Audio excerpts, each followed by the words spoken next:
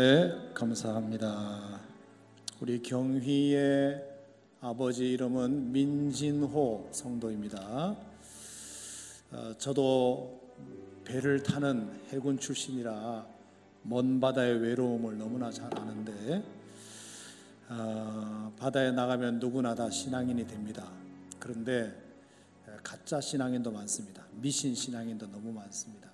뱃사람들이 섬기는 그 바다신, 뭔가 의지하기는 해야 되겠는데 하나님을 믿지 못하는 마음, 그래서 그냥 아무 신에게나 기하는 그런 종교심이 많은 것은 이해하지만, 이렇게 올곧게 하늘을 창조하시고 바다를 창조하신 하나님을 신앙한다는 것은 뱃사람들에게는 참 귀한 일입니다. 참 귀한 일인데, 우리 민진호 성도가 원래는 신앙이 없었던 사람이라는 것은 여러분 들으셨지만, 그래도 또 우리 장모님의 기도, 또 아내의 기도, 또 아이들이 믿음 안에서 잘 크는 걸 보면서, 야, 하나님 안에서 크는 것이 이렇게 멋지고 아름답구나 하는 것을 알고 멀리서 이렇게 신앙 고백했다는 것이 너무 참 감사하고요.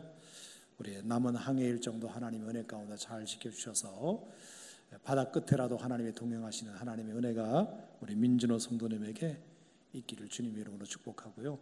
우리 서유미 집사님, 또 우리 경희 앞날에, 우리 경연이 앞날에 하나님의 영광이 함께 하시기를 축원합니다. 우리 그 가정을 위해서, 또 우리 지금도 항해 중에 있는 우리 경휘 아빠를 위해서 우리 큰 격려의 박수 한번 주시면 좋겠습니다.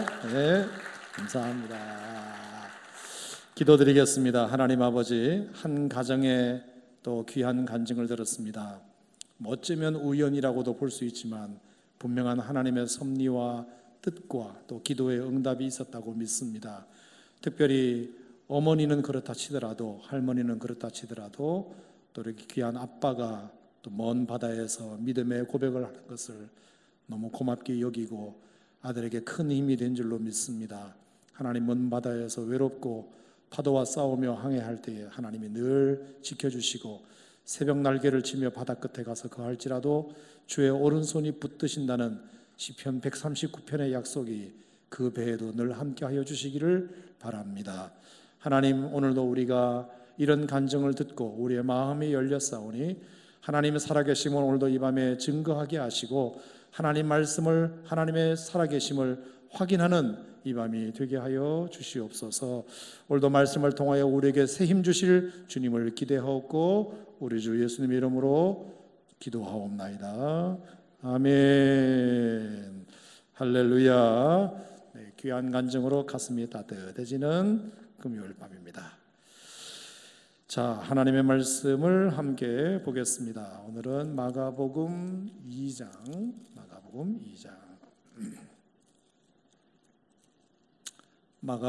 2장.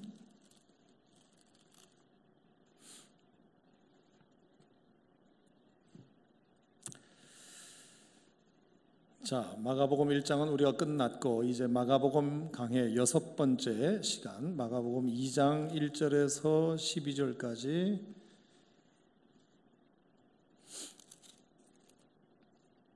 자, 찾으셨나요? 네. 그러면 제가 홀수절을 읽고 여러분이 짝수절을 읽고 12절까지 봉독하겠습니다. 수일 후에 예수께서 다시 가버나움에 들어가시니 집에 계시다는 소문이 들린지라.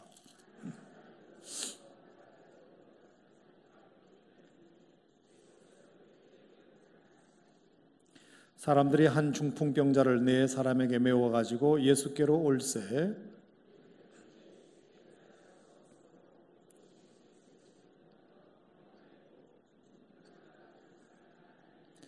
예수께서 그들의 믿음을 보시고 중풍병자에게 이르시되 작은 자야, 내 죄 사함을 받았느니라 하시니, 이 사람이 어찌 이렇게 말하는가? 신성모독이로다. 오직 하나님 한 분 외에는 누가 능히 죄를 사하겠느냐?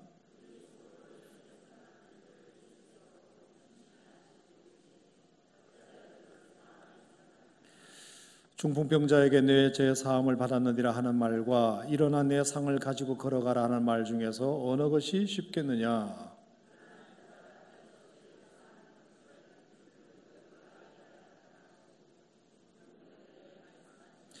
내가 내게 이르노니 일어나 내 상을 가지고 집으로 가라 하시니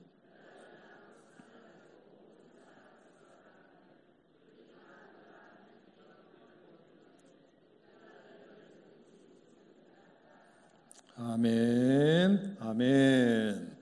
자, 오늘 이 말씀을 통해서 오늘 이 밤에 하나님이 여러분에게 주신 은혜가 클 줄로 믿습니다.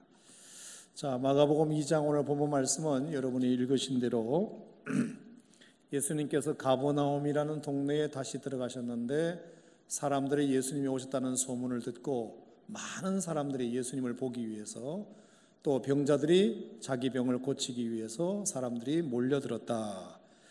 그래서 도저히 예수님을 만날 순번을 기다릴 수 없었던 한 환자는 친구들에 의해서 지붕으로 올라가서 지붕을 뜯어 그 환자를 달아내리게 되었고 예수님이 그들의 믿음을 보시고 치유해 주셨다는 사건, 그것이 오늘 본문에 나와 있는 기록인데요. 자, 오늘 본문을 제가 오늘 하루 종일 묵상하면서 제가 참 느끼는 것이 많은 본문이구나 그런 생각을 하게 되었습니다. 한 주제로, 한 테마로 요약하기에는 너무나 많은 교훈들이 이 본문 말씀에 있구나 하는 것을 깨닫고 오늘 제가 좀 순서 없지만 두서 없지만 주섬주섬 제가 오늘 묵상한 것을 여러분과 함께 좀 나눠보도록 하겠습니다. 자, 먼저 오늘 마가복음 2장 1절 말씀에 보면은 수일 후에 예수께서 다시 가버나움에 들어가시니 집에 계시다는 소문이 들렸다, 이렇게 되어 있습니다. 자, 예수님이 어느 한 집에 계시다는 소문이 들린 것, 자, 이것을 오늘 본문에 보면 예수님이 많은 사람들에게 자기가 어느 한 집에 있다는 소문이 들린 것을 좋아하지 않으신 것 같습니다. 많은 사람들에게 자기가 여기 있다는 것이 알려지는 것을 주님이 별로 원하신 것 같지 않아 보입니다. 자, 왜 그러냐 하면 마가복음 1장 43절 말씀해 보면 그 나병 환자를 고치신 사건이 40절부터 나오는데, 자, 나병 환자를 다 고치고 나서 예수님께서 그 고침받은 나병 환자에게 하신 말씀이 하나 있습니다. 자, 43절 44절 보시면 곧 보내시며 엄히 경고하사 이르시되 삼가 아무에게 아무 말도 하지 말고 가서 내 몸을 제사장에게 보이고 네가 깨끗하게 되었으니 모세가 명한 것을 들여 그들에게 입증하라. 그러니까 제사장에게 네가 나은 것만을 입증하는 것은 좋은데 다른 사람들에게는 절대로 이 사실을 알리지 마라, 그렇게 예수님이 말씀하셨잖아요. 경고까지 하시면서 네가 이렇게 병 나은 것을 사람들에게, 제사장을 제외한 사람들에게는 절대로 알리지 마라. 왜 그러셨느냐 하면 그렇게 알리게 되면 너도 나도 병 고침을 받기 위해서 사람들이 몰려들 테니까 알리지 말라, 그렇게 말씀하신 것 같습니다. 그런데 45절에 그 사람이 어떻게 했죠? 그러나 그 사람이 나가서 이 일을 많이 전파하여 널리 퍼지게 하니, 자기가 병 고침을 받았으니까 이건 뭐 어떻게 참을 수가 없어서 너무 기뻐가지고, 예수님은 알리지 말라고 말씀하셨지만 어떻게 자기가 병 나은 것을 알리지 않을 수 있느냐 해서 예수님의 말씀과 부탁을 무시하고 많은 사람들에게 이 사실을 널리 퍼지게 만들었습니다. 그래서 예수님은 그 일로 인하여 어떻게 하셨죠? 예수께서 다시는 드러나게 동네에 들어가지 못하시고 오직 바깥 한적한 곳에 계셨다. 알리지 말라 그랬는데 알리는 바람에 더 이상 그들 가운데 있지 못하시고 한적한 곳으로 쫓겨나다시피 해서 나오실 수밖에 없었다는 것입니다. 자, 그런데도 45절 끝에 보면 사방에서 사람들이 그에게로 나오더라. 예수님께서 한적한 곳에 내가 여기 있으면 사람들이 모르겠지, 그렇게 생각했는데 어떻게 또 알았는지, 한적한 곳에 계셔도 사람들이 사방에서 그냥 밀밀듯이 밀려오는 그런 모습이 여기에 등장하고 있습니다. 또 2장 1절에 보면 수일 후에 예수께서 다시 가버나움에 아마 조용히 이렇게 들어가셨을 텐데 집에 계시다는 소문이 또 들리게 됩니다. 그래서 2절에 보니까 많은 사람들이 모여서 문 앞까지도 들어설 자리가 없을 정도였다. 많은 사람들이 모여서 문 앞까지도 들어설 자리가 없게 되었다. 이었습니다. 자, 여러분 보시면 예수님께서 한 나병 환자를 고치시고 제사장에게만 네가 가서 몸을 보이는 것은 좋은데 다른 사람에게는 절대로 알리지 마라. 그런데 이 사람이 그냥 떠버리는 바람에 수많은 사람들이 달려드는 바람에 예수님이 한적한 곳으로 도망가다시피 빛이 나셨다. 하지만 또 어떻게 그걸 알고 사람들이 따라와서 또 사람들이 몰려들었다. 그래서 피신하셨다가 다시 얼마 후에 며칠 지난 후에 이제 좀 가라앉았겠지 생각해서 다시 가버나움으로 들어오셔서 조용히 한 집에 머무시는데 그게 또 소문이 나가지고 그냥 사람들이 용신할 수 없을 정도로 사람들이 들이닥쳤다. 그 내용이에요. 그죠? 그 내용입니다. 자, 첫 번째 이 말씀을 통해서 저는 무슨 생각을 했느냐, 이게 참 예수님의 매력이 아닌가 생각합니다. 예수님의 매력이다. 왜 여러분, 우리가 장미꽃은 사람들을 보고 자기를 보러 날 보러 와요, 날 보러 와요 장미꽃이 부르지 않아도 사람들은 장미꽃을 보러 오잖아요. 소문내지 않아도 나 여기 폈다, 나 좀 보러 와라 이렇게 말하지 않아도 사람들이 장미꽃 가까이로 지발로 오지 않습니까? 왜 그렇습니까? 장미꽃이 가지고 있는 고운 자태와 품고 있는 진한 향기 때문에 그 고혹적인 자태와 진한 향기, 그 깊은 향기가 사람들을 초청하지 않아도 사람들을 끌어모으는 매력이 있는 것입니다. 그렇듯이 예수님도 워낙 가지고 계신 그 매력이 넘치시기 때문에 사람들에게 굳이 날 보러 와요 알리지 않아도 사람들이 어떻게든지 수소문해가지고 예수님을 찾아오게 되는 것을 보면서 아하, 우리도 예수님을 따라야 할 작은 예수라면 우리도 좀 인생을 살면서 그렇게 사는 것이 얼마나 좋을까. 내가 있는 대로 나를 피하라고 나를 홍보하고 나를 광고해도 나에게 찾아와 주는 사람 한 사람 없는 그런 인생보다 일부러 광고하지 않아도 알리지 않아도 그냥 나의 존재감 하나만으로도 사람들에게 매력 덩어리가 되어서 주변의 사람들이 모여들고 나를 만나고 싶어하고 나를 배우고 싶어하고 나를 보고 싶어하고 나와 대화하고 싶은 사람이 많아진다는 것은 얼마나 참 좋은 일이겠습니까? 여러분의 인생도 이왕 사는 것, 존재감이 부실한 인생이 아니라 존재감이 분명해서 정말 예수님처럼 숨어 계셔도 사람들이 어떻게 알아내고 사람들이 찾아오는 그런 매력 덩어리가 되시길 바랍니다. 우리 교회도 마찬가지겠죠. 오산 침례교회가 골동지역에 세교지역에 딱 있음으로 인해서 그 교회가 가지고 있는 존재감 때문에, 그 충만한 존재감 때문에 전도하지 않아도 사람들이 배울 것이 있어서 찾아오는 그런 교회가 된다면, 요즘 한국 교회는 나가서 전도해도 사람들이 외면하는 처지인데 정말 어느 교회는 전도하지 않아도 된다는 말이 아니지만 전도하지 않아도 그 가지고 있는 매력 덩어리가 워낙 발산하는 힘이 커서, 영향력이 커서 사람들에게 정말 흠모할 만한 대상이 되는 그런 교회가 된다면 얼마나 좋을까, 그런 생각을 제가 이 말씀을 통해서 한번 해보게 되었는데요. 우리가 작은 예수로서 우리도 그런 인생을 살아야 될 것이고, 또 우리 예수님의 몸된 우리 교회도 그런 교회가 되어야 할 줄로 믿습니다. 그런 소망을 여러분도 가져보시기를 주님의 이름으로 축원합니다. 아멘. 더 크게 아멘. 자, 또 하나 궁금증은, 재미있는 궁금증은, 자, 그렇다면 예수님께서 왜 자신의 존재감을 알리기를 싫어하셨을까? 어떻게 생각하세요? 왜 예수님은, 아니 병을 고치셨으면 그게 얼마나 자랑스러운 일인가요? 얼마나 자랑스러운 일이에요. 내가 기도해줘가지고 병이 고쳐졌다.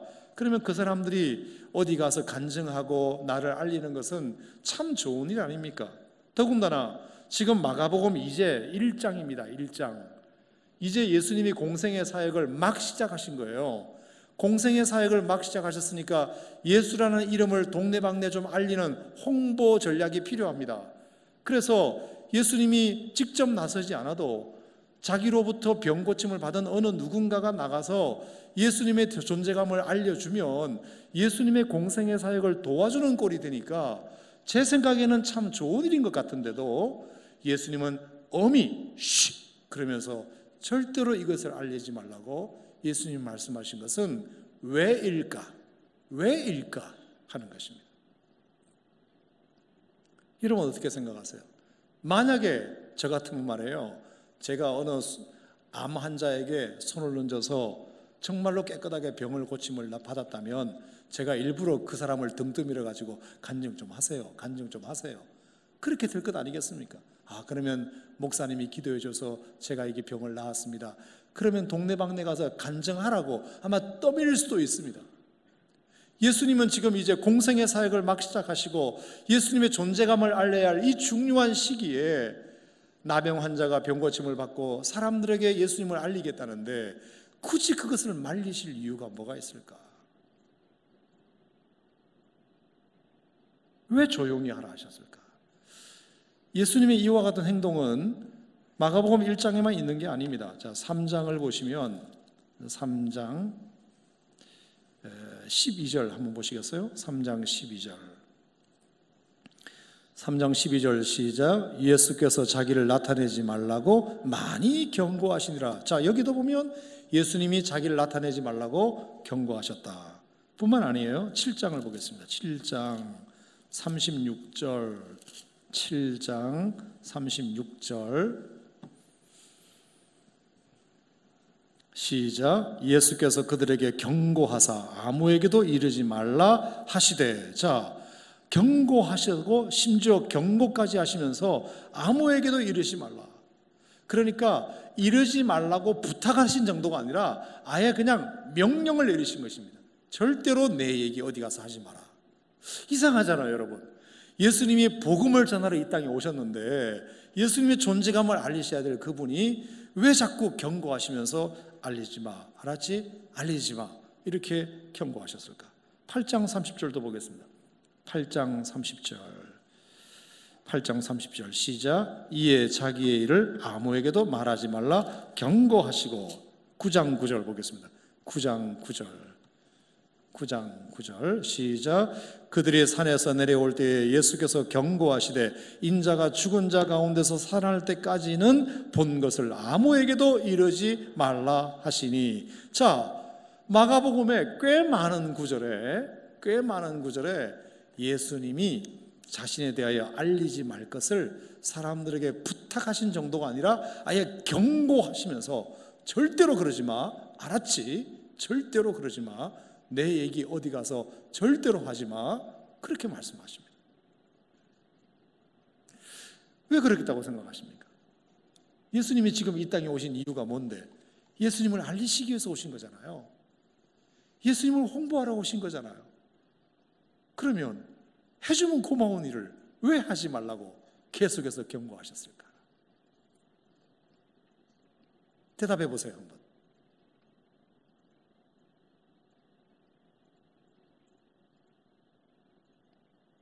아니, 들으려고만 하지 말고 한번 대답을 한번 해보세요. 네. 뭐 생각을 좀 해보면서 들어봐요. 자, 왜 그렇게 하셨을까요? 왜? 자, 여기에 우리가 굉장히 주목해야 할 이유 하나가 있습니다. 그건 뭐냐면 예수님을 알리는 것은 좋으나 잘못 알리는 것은 예수님이 아주 원치 않는 일이기 때문입니다. 잘못 알리는 것입니다. 예수님에 대하여 잘못 전하는 것입니다. 자, 예를 들어서 나병 환자가 고침을 받았습니다. 예수님의 한 방에 그냥 고침을 받았습니다. 그러면 그 사람이 예수님에 대하여 전할 때는 무슨 얘기를 제일 먼저 하겠으며 무슨 얘기를 제일 많이 하겠으며 무슨 이야기만 할까요? 예수님은 어떤 분이시다? 병 고치는 분이시다. 예수님은 병 고치는 분이시다. 여러분들도 와서 병 고침을 받아라. 봐라, 내가 병 고침 받았지 않느냐. 예수는 치유자야. 예수님은 병 고치는 분이셔. 환자들 모이시오. 병 고침을 받은 자가 예수님을 전하면 그건 열의 열, 100% 예수님은 병 고치시는 분이시라는 얘기를 전할 가능성이 100%입니다. 자, 그러면 예수님의 의도도 그와 같다면 해도 괜찮죠. 야, 네가 어디 가서 내가 병 고치는데 아주 영험하다는 것을 동네방네 가서 좀 알려.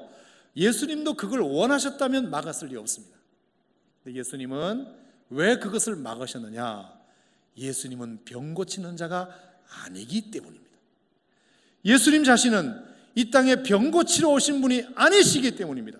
그런데 사람들은 가서 예수님을 구원자라고 말하지 아니하고 병 고치는 자라고 말하게 되면 그건 잘못 전하는 것이기 때문입니다.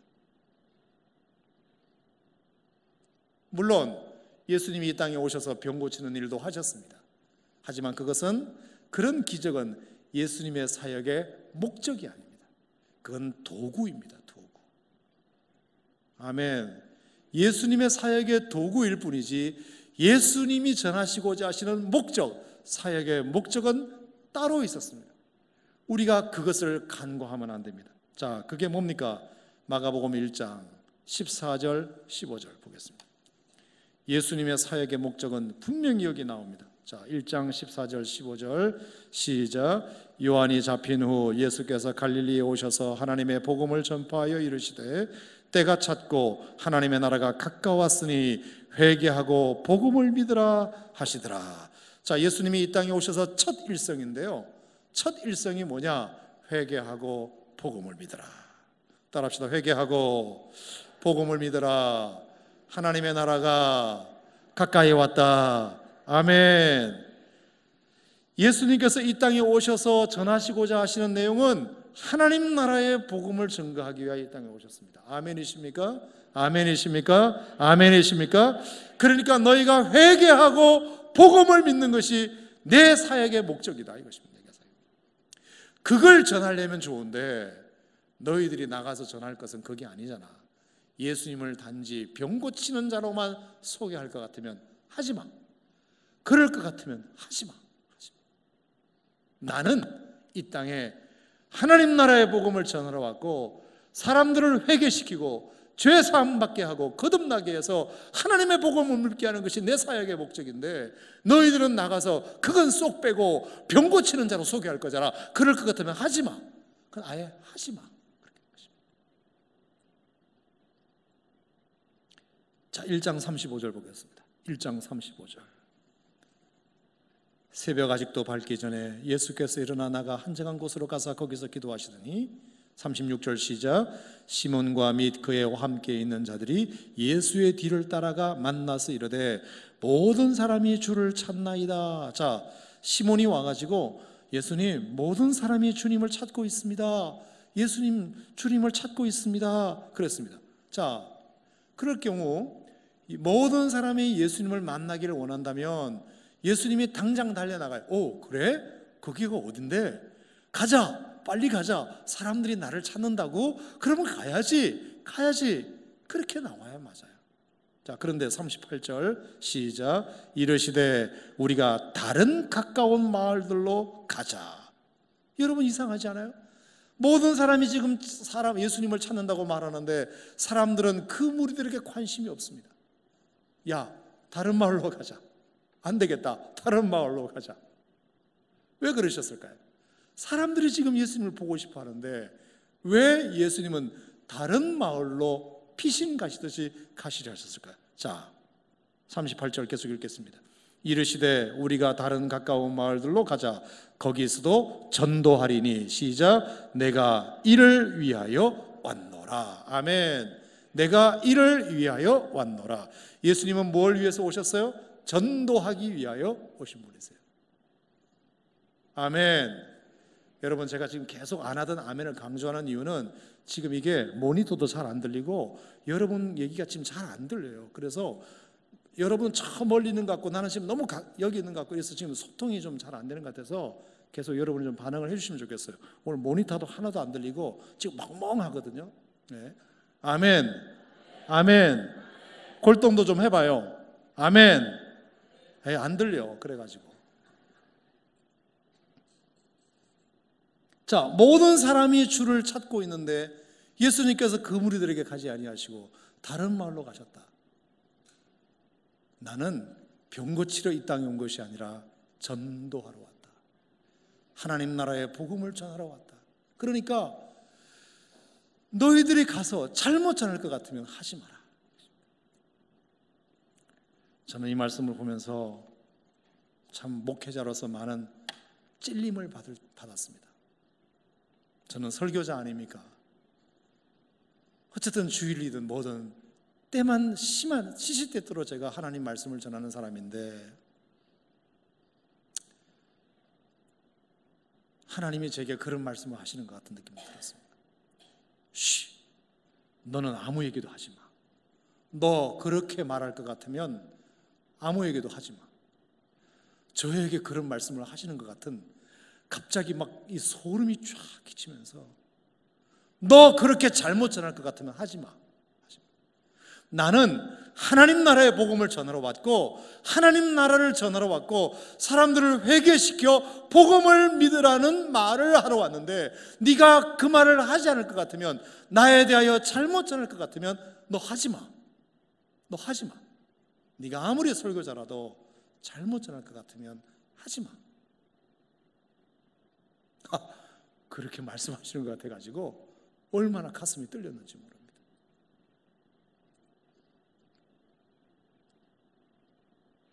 여러분, 우리가 예수님의 목적을 아는 게 참 중요합니다. 왜 예수님께서 얼마나 이것을 싫어하셨으면, 자신에 대하여 잘못 얘기하는 것을 얼마나 싫어하셨으면 계속해서 경고하시고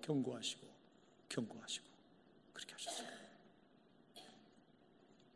사람들은 자기 경험담을 얘기하는 건데, 예수님을 만난 자기 경험을 얘기하는 건데, 그것이 하나님의 목적과 맞지 않으면 너의 경험이 아무리 소중해도, 나병 환자로서 고침받는 것이 아무리 귀해도, 소경이었던 자가 눈을 보게 된 것이 아무리 귀해도, 벙어리가 말을 하게 된 것이 아무리 귀하고 희한한 경험이라 할지라도, 내가 복음을 전하고자 하는 목적과 맞지 않는 것이라면 하지 마. 하지 마. 그건 아무것도 유익이 안 된다는 것입니다.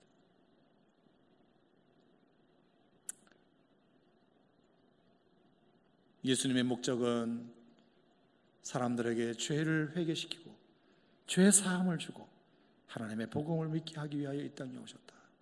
그래서 예수님께서 병자를 고치실 때에도 너의 믿음이 너를 치유하였느니라 이렇게 말씀하시기보다, 너의 믿음이 너를 구원하였느니라 이렇게 말씀하시고, 네가 이제 나았도다 그렇게 말씀하시기보다, 네가 이제 죄 사함을 받았노라 그렇게 말씀하시는 경우가 훨씬 더 많았습니다.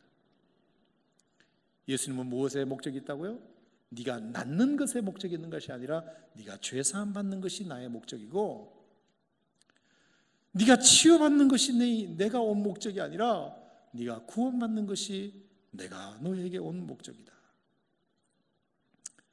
그걸 주님은 명백하게 우리에게 일러주시는 것입니다. 자, 그래서 오늘 마가복음 2장 오늘 본문에도 보면, 자, 중풍병자에게 그렇게 말씀하십니다. 자, 2장 5절 보겠습니다. 2장 5절 시작. 예수께서 그들의 믿음을 보시고 중풍병자에게 이르시되 작은 자야 내 죄 사함을 받았느니라. 아멘.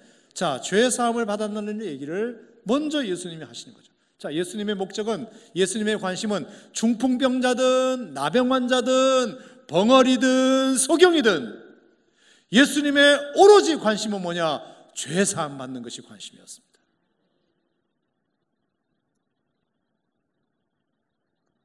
그러니까 21세기 한국 땅에 살고 있는 우리 성도들에게도 마찬가지예요. 박사님이든 교수님이든 정치인이든 가난한 사람이든 부자든 배운 사람이든 못 배운 사람이든 누구에게나 하나님은 이 땅에, 이 교회에서 무엇을 전하기를 원하시느냐? 회개하고 복음을 믿으라. 너의 죄가 사함받기를 원하노라. 네가 구원받기를 원하노라. 이것이 모두에게 전할 하나님 나라의 메시지인 줄로 믿습니다. 아하, 우리가 그걸 아는 게 너무 중요하구나. 그게 너무 중요하구나. 그게 구원, 죄사함, 성령 받는 것, 영혼 잘 되는 것, 하나님 나라를 먼저 구하는 것, 하나님 나라의 의를 먼저 구하는 것, 주님이 그것을 더 구하기를 원하시는구나. 그러면 주님께서 이 모든 것을 더해 주신다. 더해 주신다. 먼저 우리가 하나님께 기대해야 되는 것은 죄사함이다. 하나님 나라다. 복음을 믿는 것이다. 우리가 그것을 절대로 놓치지 말아야 할 줄로 믿습니다. 여러분 신앙생활하면서 신앙생활 초기에는 여러분들이 다 니드 때문에 여러분들의 니드가 있어서 종교생활을 시작하고 신앙생활을 시작한다는 것은 제가 잘 압니다. 처음부터 교회를 나올 때 내가 구원받아야지, 내가 죄사함 받아야지, 이런 목적으로 나오시는 분들이 얼마나 되겠습니까? 다 자기 필요에 따라서 나옵니다. 하지만 그것이 절대로 전부여서는 안 됩니다. 곧 우리가 하나님 앞에 나와서 반드시 해결받아야 될 것은 주님이 이 땅에 오신 목적에서 밝히셨듯이 하나님 나라가 가까웠으니 회개하고 복음을 믿으라. 너의 죄사함을 받으라. 회개하라. 복음을 믿으라. 하나님 나라를 먼저 구하라. 너의 영혼이 잘 되는 것이다. 네가 성령 받는 것이 중요하다. 이것이 하나님의 목적이라는 것을 여러분이 꼭 기억하셨으면 좋겠습니다. 자, 세 번째, 오늘 본문 말씀을 통해서 제가 또 하나 교훈을 받는 것은 2장 5절 말씀인데요. 자, 2장 5절 말씀 한번 보시죠. 자, 중풍병자를 친구들이 쥐붕을 뜯어서 달아내렸다 그랬습니다. 그래서 예수님께서 결국에 그 중풍병자를 치유해 주셨는데, 자, 5절 말씀 보겠습니다. 시작. 예수께서 그들의 믿음을 보시고 중풍병자에게 이르시되 작은 자야 내 죄 사함을 받았느니라. 자, 누구의 믿음을 보시고 예수님께서 죄 사함도 주시고 중풍병도 고쳐 주셨느냐? 자, 누구의 믿음이라 그랬나요? 1번 중풍병자의 믿음, 2번 중풍병자를 메고 온 친구들의 믿음. 친구들의 믿음. 여러분 놀랍지 않아요? 중풍병자의 믿음이 아니라 그들의 믿음이라고 성경에 분명히 되어 있잖아요. 너무 신기해요. 자, 중풍병자는 그러니까 자기가 치유받을 생각도, 죄사함을 받을 생각도, 구원받을 생각도 분명히 하지 못했을 것이에요. 만약에 했다 손치더라도 감히 예수님께 나올 생각조차 그는 못했을 거예요. 왜?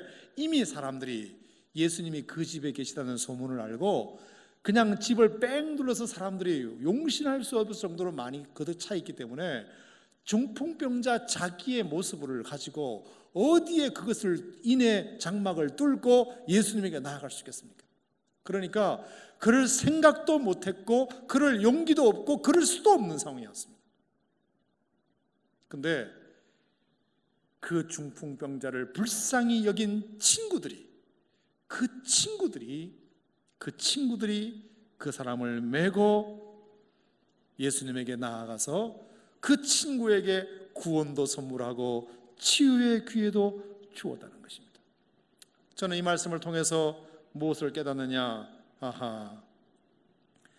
지금도 21세기 한국 땅에는 수많은 사람들이 예수께 나와야 할 필요를 가지고 있지만 스스로의 힘으로는 주님께 나오지 못하는 사람들이 많이 있다는 것입니다. 스스로의 힘으로는. 삶의 복잡한 문제가 얼마나 많은데 이 복잡한 문제를 해결해야 할 유일한 창구는 예수님밖에 없다는 사실도 몰라서 못 나오는 사람도 많고, 그리고 나가고 싶어도 누군가 끌어주는 사람이 없어서 용기가 안 나서 못 나오는 사람들도 이 땅에는 참 많이 있다.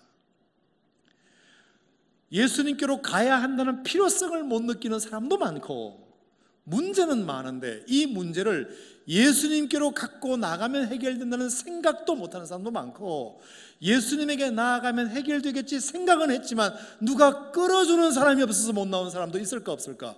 많아요.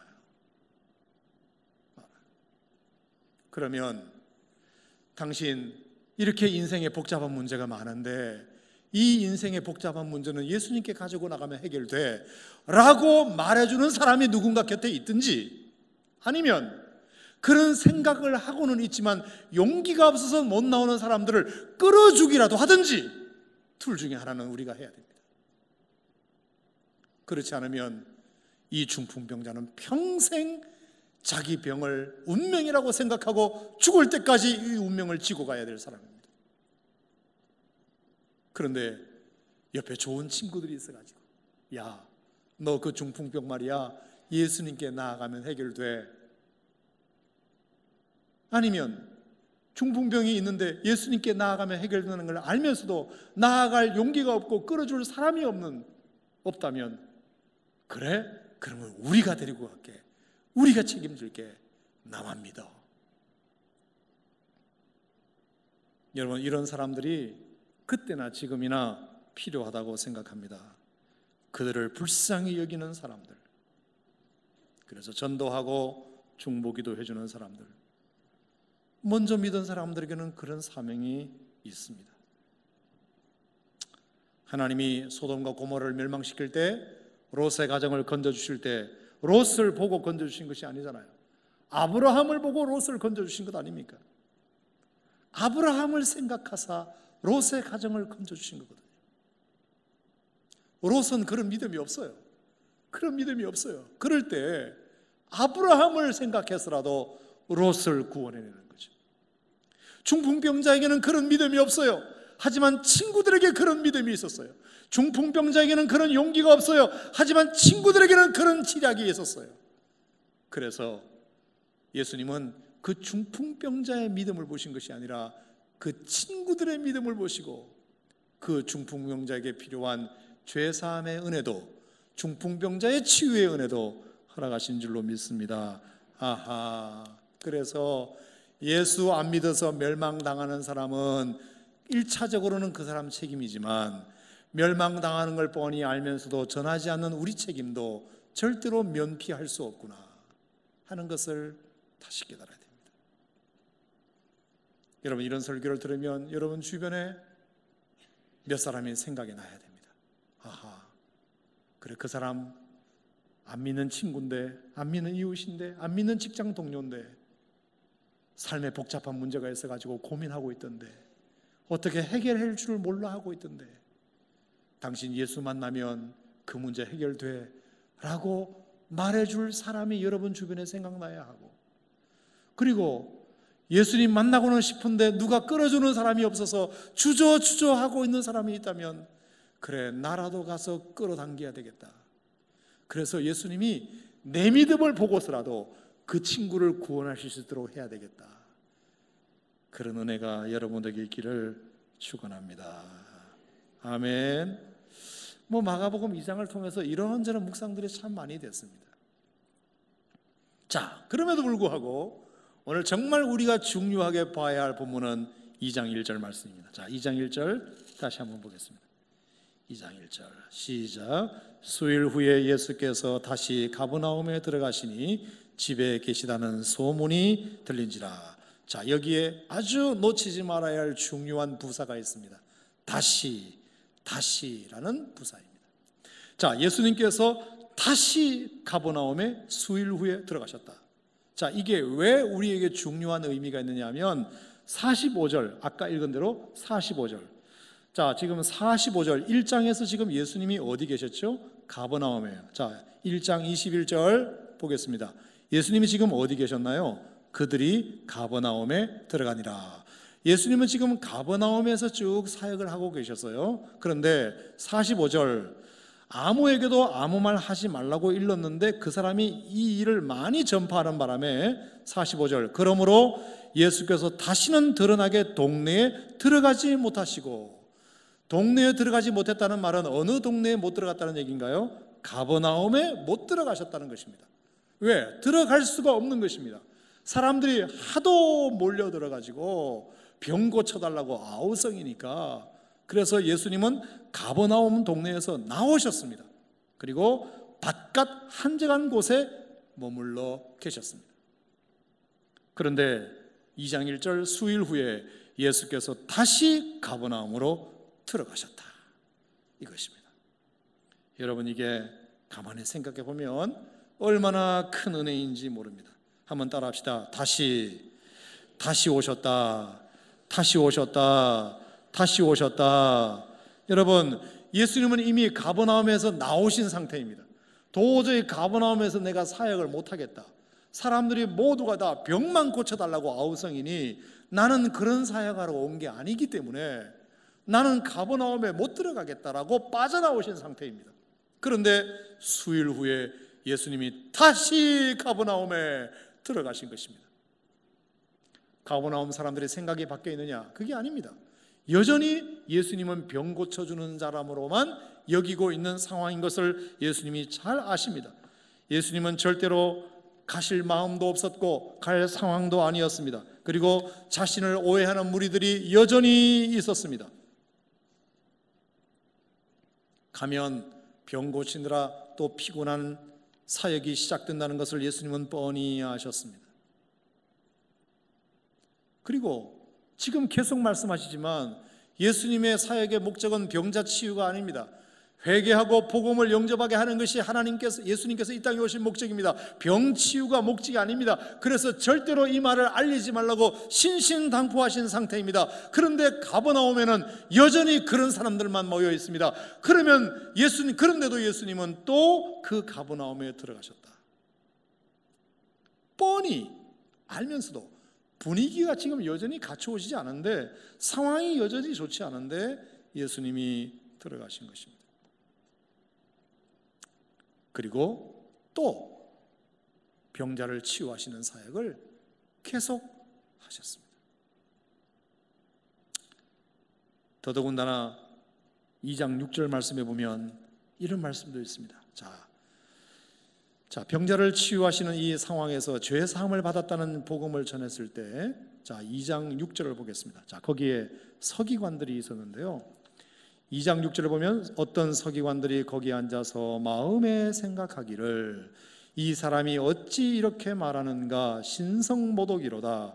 오직 하나님 한 분 외에는 누가 능히 죄를 사할 수 있느냐. 그들이 속으로 이렇게 생각하는 줄을 예수님이 곧 중심에 아셨다. 이렇게 되어 있습니다. 그러니까 지금 두 가지 가버나움에는 좋지 않은 상황이 기다리고 있습니다. 첫 번째, 예수님의 목적을 오해하고 예수님은 마치 병자를 치유하는 사람으로만 오해하는 사람들만 잔뜩 있는 그 무리들이 있다는 사실을 아시면서도 또 들어가셨다는 것이고요. 두 번째, 죄사함이라는 말을 함으로 인해서 서기관들과 아주 피곤한 논쟁을 벌여야 된다는 사실도 예수님은 알고 계셨던 것입니다. 피곤한 곳입니다. 가버나움은 하여간 피곤한 곳입니다.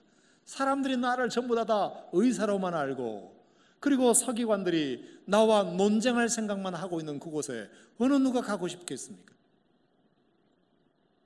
나는 그것이 목적도 아닌데 피곤한 언쟁을 벌여야 됩니다. 특히나 신성모독이라는 말을 그들이 생각에 품었다 그랬습니다. 여러분, 신성모독이라는 말이 뭐예요? 하나님을 모독한다는 건 아닙니까? 여러분, 예수님은 이 땅에 하나님을 모독하러 오신 이유가 전혀 없습니다. 하나님을 한 번도 모독하신 일이 없습니다. 예수님만큼 하나님의 영광을 위하여 일평생을 바치신 분이 누가 있습니까? 그런데 하나님의 영광을 위하여 열심히 수고하고 애쓴 그 예수님들로 감사하다 고맙다고 말하시는커녕 신성모독이라는 억울한 죄를 뒤집어 씌우는 것입니다. 이런 억울할 때가, 사역을 하는데 예수님은 지금 좋은 일을 하는데 사람들은 자기를 오해하고 억울하게 만듭니다. 신성모독이라는 말을 말도 안 되는 이유를 갖다 붙여서 예수님을 욕하는 것입니다. 예수님처럼 하나님의 영광을 위하여 사는 사람이 누가 있습니까? 서기관들, 바리새인들, 어느 누구를 갖다 대보십시오. 예수님만큼 하나님의 영광을 위하여 사는 사람이 있는가? 그런데도 어디 감히 알지도 못하면서 예수님을 신성모독죄라고 갖다 붙이고 있습니다. 세상에 이렇게 억울할 때가, 여러분도 인생을 살다 보면 나를 억울하게 만드는 사람 못 견디잖아요. 보고 싶지 않잖아요. 다시 만나고 싶지 않잖아요. 나를 요만큼이라도 이해해 주는 사람과 가까이 가고 싶지, 내가 뭘 하기만 하면 전부 다 오해하고 오히려 역으로 반응하고, 그런 사람에게 누가 갖고 싶겠습니까? 그리고 그것도 말로 하는 게 아니라 생각으로만 한다 그랬습니다. 생각으로. 저도 인간관계를 해보니까 정말 기분 나쁜 것은 뭐냐, 차라리 내 앞에서 욕하면 괜찮은데 말은 안 하고 돌아서서 계속 생각만 하는 사람. 나중에 그 생각이 이 사람 생각 속에 그런 생각이 있었구나, 나중에 알았을 때 아주 기분이 더럽습니다. 차라리 앞에서 대놓고 막 욕을 하는 게 들을 때는 기분이 거시기 해도 그래도 거기서 해결할 수 있지만, 말은 안 하는데 계속 생각으로만 막 그러면 얼마나 그것을 보는 마음이 힘든지 몰라요. 가버나움, 예수님께서 비록 거기서 사역을 시작했지만 예수님을 병자를 치유하는 의사 정도로만 오해하고 상황이 전혀 개선되지 아니하고, 그리고 신성모독이라는 죄만 뒤집어 씌우고 예수님을 보이지 않는 데서 욕하는 그런 무리들이 있는 곳에 뭐하러 예수님이 다시 가버나움으로 오셨는지 그냥 다른 데로 가버리시지, 뭐하러 가버나움에 다시 오셨는지.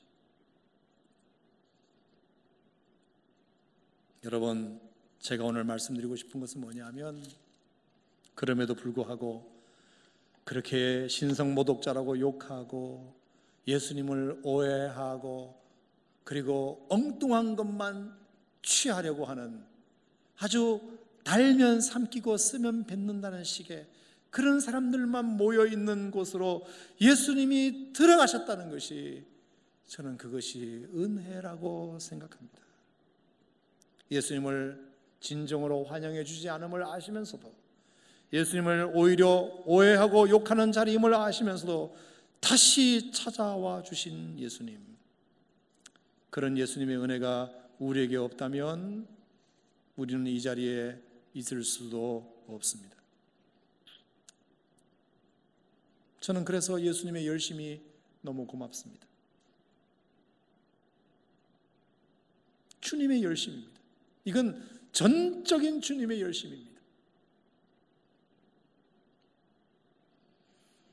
여러분, 우리가 구원받았다면, 우리가 하나님의 축복을 받고 있다면 그건 우리의 열심이 아니라 하나님의 열심입니다.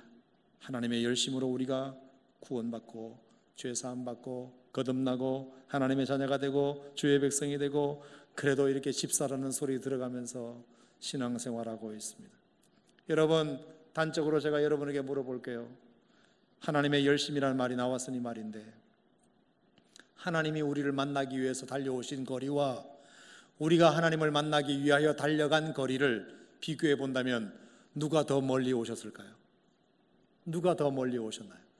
우리가 예수님을 만나기 위해서 달려간 거리와 예수님이 우리를 만나기 위해서 달려온 거리를 비교해 봤을 때 어디가 더 먼 거리로 오셨나요? 예수님이 훨씬 더 먼 길을 오셨습니다. 믿습니까, 여러분? 믿습니까, 여러분? 자, 오늘 여러분이 예수님 만나기 위해서 얼마나 오셨습니까? 자동차로 10분? 까짓것 해봐야 30분. 서울에서 오신 분 계십니까? 부산에서 오신 분 계십니까? 광주나 목포에서 오산 침례교 오신 분 계십니까? 절대로 올 리가 만무합니다. 교회가 너무 멀어서. 너무 멀어서 300km가 아니라 30km라도 멀다고 교회에 옮기는 사람들입니다.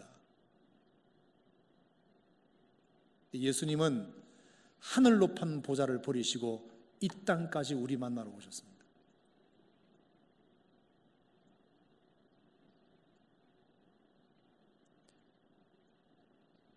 우리가 아무리 병점에서 와도, 동탄에서 와도, 평택에서 와서, 수원에서 와도, 부산이나 광주에서 와도 저 하늘을 버리시고 이 땅까지 내려오신 예수님의 달려오신 거리와는 비교할 수 없습니다. 누구의 열심 때문에 구원받은 겁니까? 하나님의 열심 때문에 구원받은 겁니다. 예수님의 열심 때문에 구원받은 겁니다. 그러니까 교회 멀어서 못 가겠어요, 목사님. 절대로 그렇게 말하면 안 됩니다. 교회가 먼 게 아니라 집이 먼 겁니다. 집이 멀지 교회가 뭡니까? 자기가 이사 가가지고 이사 갔는데 교회가 멀어서. 집이 먼 겁니까? 교회가 먼 겁니까? 집이 먼 거죠.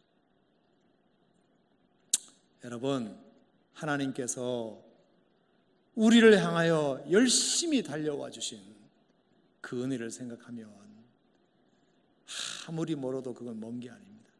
하늘을 버리시고 이 땅에 오신 예수님을 생각하면 우리는 정말 엎어지면 코 닿을 때 있는 것입니다. 아멘이십니까? 또 물어보겠습니다. 주님이 우리를 만나기 위하여 내려놓으신 자존심의 크기와 우리가 주님을 만나기 위하여 내려놓으신 자존심의 크기를 비교해 보면 어느 자존심, 어떤 자존심이 더, 누구의 자존심이 더 큰가요? 당연히 예수님의 자존심이죠.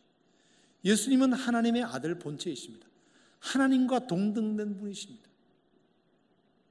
우리가 예수님을 만나기 위해서 오산 침례교회에서 신앙생활하기 위해서 내려놓으신 자존심이 굳이 있다면 내가 박사라는 것 자존심, 내가 교수라는 자존심,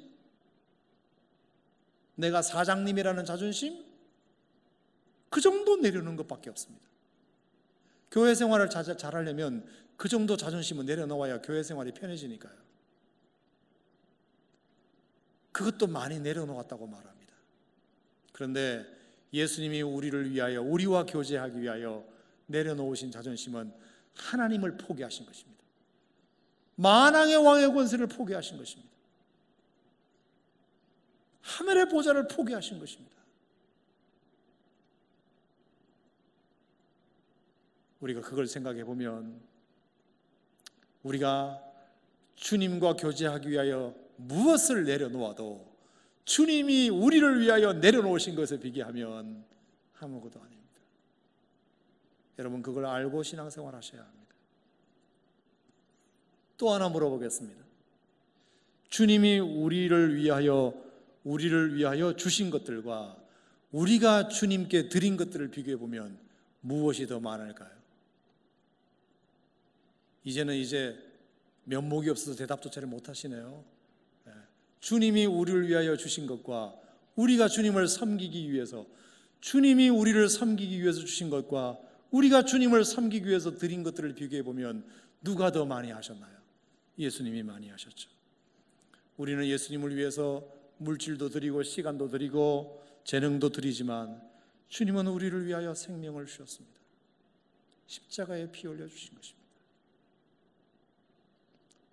그러므로 언제나 우리의 구원과 축복에는 하나님의 열심이 있습니다. 하나님의 열심. 우리의 열심은 아무리 우리가 주를 위해서 충성하고 평생을 바쳤다 하더라도 하나님이 우리에게 하신 그 열심에 비하면 아무것도 아님을 알아야 됩니다. 아무것도. 그러고도 예수님은 본전 생각하지 않으신 분이십니다. 근데 우리는 뭘 얼마나 많이 했다고 본전 생각하고, 내가 얼마나 많이 했는데, 내가 교회를 위해서 얼마나 많이 했는데, 내가 하나님을 위해서 얼마나 많이 드렸는데, 이런 얘기가 불쑥불쑥 올라오냐 이것입니다. 옆에 있는 김 집사와 이 집사와 비교해서 하지 마시고 하나님이 나에게 하신 것과 비교해서 하실 수 있다면 하십시오. 우리는 그저 무익한 종일 뿐입니다. 더 드리지 못해서 죄송할 뿐이고 내가 마땅히 해야 할 일을 했을 뿐입니다라는 겸손함이 여러분들에게 있어야 할 줄로 믿습니다. 결국 우리의 구원과 축복은 다 하나님의 열심으로 된 것입니다. 하나님의 열심으로. 이사야 9장 말씀을 찾아보겠습니다. 이사야 9장 말씀.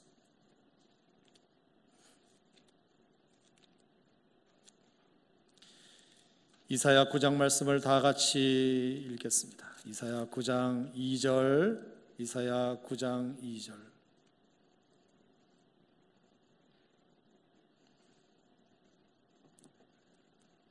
이사야 9장 2절 977쪽입니다. 7절까지 같이 읽겠습니다. 시작. 흑암에 행하던 백성이 큰 빛을 보고 사망의 그늘질 땅에 거주하던 자에게 빛이 비치도다. 주께서 이 나라를 창성하게 하시며 그 즐거움을 더하게 하셨으므로 추수하는 즐거움과 탈취물을 나눌 때의 즐거움같이 그들이 주 앞에서 즐거워하오니 이는 그들이 무겁게 맨 멍에와 그들의 어깨의 채찍과 그 압제자의 막대기를 주께서 꺾으시되 미디안의 날과 같이 하셨음이니이다. 어지러이 싸우는 군인들의 심과 피 묻은 겉옷이 불에 섭같이 갈라지리니 이는 한 아기가 우리에게 낳고 한 아들을 우리에게 주신 바 되었는데 그의 어깨에는 정사를 메었고 그의 이름은 기묘자라 모사라 전능하신 하나님이라 영존하시는 아버지라 평강의 왕이라 할 것임이라. 그 정사와 평강의 더함이 무궁하며 또 다윗의 왕자와 그의 나라에 군림하여 그 나라를 굳게 세우고 지금 이후로 영원히 정의와 공의로 그것을 보존하실 것이라. 만군의 여호와의 열심히 이를 이루시리라. 아멘. 따라합시다. 만군의 여호와의 열심히 이를 이루시리라. 아멘이십니까? 하나님의 열심히 결국에 예수님을 이 땅에 보내신 것이고 우리를 구원하게 하신 것입니다. 하나님의 열심을 잊을 수 없습니다. 다시 가버나움으로 들어오신 그 예수님의 은혜, 논쟁이 있고 억울함이 있고 그리고 자기를 몰라주는 그 가버나움으로 주님이 다시 오시지 않으셨다면 중풍병자가 죄 사함 받는 일은 없었습니다. 내가 그 동네 안 가? 나를 환대해 주지도 않고 나를 오해하고 나를 억울하게 만드는 그 동네 안 가? 해버렸으면 중풍병자는 영원히 구원받을 기회가 없습니다. 하지만 예수님의 열심으로 그들의 그 친구들의 열심도 있지만 예수님이 가버나움에 오신 그 열심 때문에 그들에게는 또 기회가 생긴 것입니다. 아멘. 자, 제가 언젠가 보여드렸던 천지창조, 그 미켈란 천지창조 그림을 보시면 제가 오늘 이 그림을 보고 참 새로운 도전을 많이 받았는데요. 자, 미켈란젤로의 천지창조 그림 한번 잠깐 보여주실래요? 자, 이 그림은 여러분이 잘 보셨습니다만 여러분이 오른쪽에 있는 분이 하나님이고 왼쪽에 저렇게 벌거벗고 거만하게 앉아있는 사람이 인간 아닙니까? 아담. 자, 아담과 인간과 하나님의 손끝이 맞닿아 있는 장면인데요. 저게 이제 천지창조라는 유명한 미켈란젤로의 작품이에요. 자, 저 그림만 딱 보면 저의 오늘 설교를 들었으니까 이제 아시겠죠? 하나님과 인간이 접선하고 만나기 위해서 누가 더 간절한 마음으로 몸을 숙여서 누가 더 간절하게 상대방을 만나고 싶어하는 자세인지 보시기 바랍니다. 인간이 하나님을 간절하게 만날 자세인지 하나님이 인간을 간절하게 만나고 싶어하는 자세인지 어딘가요? 인간의 모습은 지금 아주 거만하게 아주 자세도 아주 옆으로 착 누워가지고 하나님 나보고 오라는 것입니다. 하나님은 그 손끝이 혹시 멀어질까봐 더 허리를 숙이고 몸을 앞으로 굽혀서 인간에게 다가가는 그 예수 하나님의 모습.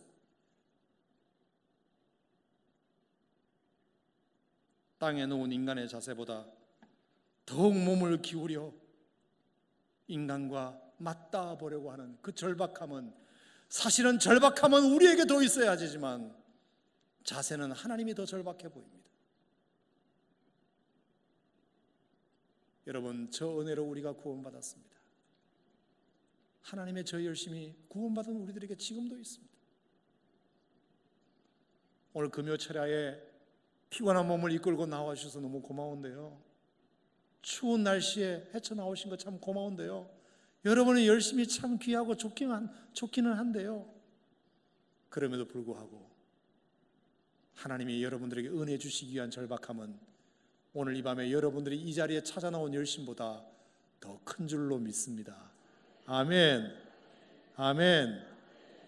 하나님이 여러분들에게 은혜 주시기 위한 열심이 더 간절합니다. 더 간절합니다. 정말 우리는 아무것도 한 게 없습니다. 나를 찾아와 주신 하나님의 은혜가 전적으로 오늘 우리를 살리고 계실 분입니다. 311장 찬송가가 생각났습니다. 내 너를 위하여 몸 버려 피 흘려 내 죄를 속하여 살 길을 주었다. 널 위해 몸을 주건만 너 무엇 주느냐. 널 위해 몸을 주건만 너 무엇 주느냐. 내 몸을 희생했건만 너 무엇 하느냐. 내 죄를 대속했건만 너 무엇 하느냐. 주님은 우리들에게 남김없이 다 주셨건만 도대체 우리는 하나님 앞에 무엇을 드렸느냐. 저는 오늘 금양로 기도회 시간에 여러분들에게 너무 중요한 신앙의 원리를 말씀드렸습니다. 오늘 이 말씀이 여러분들에게 도전해 주셔서 그래, 내가 하나님 앞에 아무리 열심이라고 자랑할 것이 없으면 천지창조의 인간의 모습을 보셨듯이 우리의 모습은 겨우 뒷짐지고 손가락 내미는 정도. 하나님은 허리를 숙이시고 몸을 자세로 앞으로 하셔서 인간의 손과 맞닿아 보려고 하시는 그 하나님의 열심이 오늘 우리가 은혜 받았다면 하나님의 열심으로 은혜 받은 것이고, 우리가 오늘도 하나님 은혜로 살아가고 있다면 하나님의 은혜로 살아가는 것이고 하나님의 열심으로 살아가는 것이고, 내가 주님을 위해서 봉사하는 것이 있다면 그것은 나의 봉사가 아니라 하나님이 나에게 열심으로 나를 통해서 뭔가 하나님께서 영광을 받아보시려고 하는 그 마음, 그 하나님의 열정이 훨씬 더 크다는 것을 여러분들이 기억하시면 아마 신앙생활이 얼마나 좋을까. 오늘 가버나움을 다시 찾아오신 그 예수님의 발걸음을 통해서 여러분과 함께 나눈 이 은혜가 여러분들에게 도전이 되시고 힘이 되시기를 주의 이름으로 축원합니다. 할렐루야, 할렐루야. 우리 다 같이 자리에서 일어나셔서 우리 찬양하겠습니다. 내 너를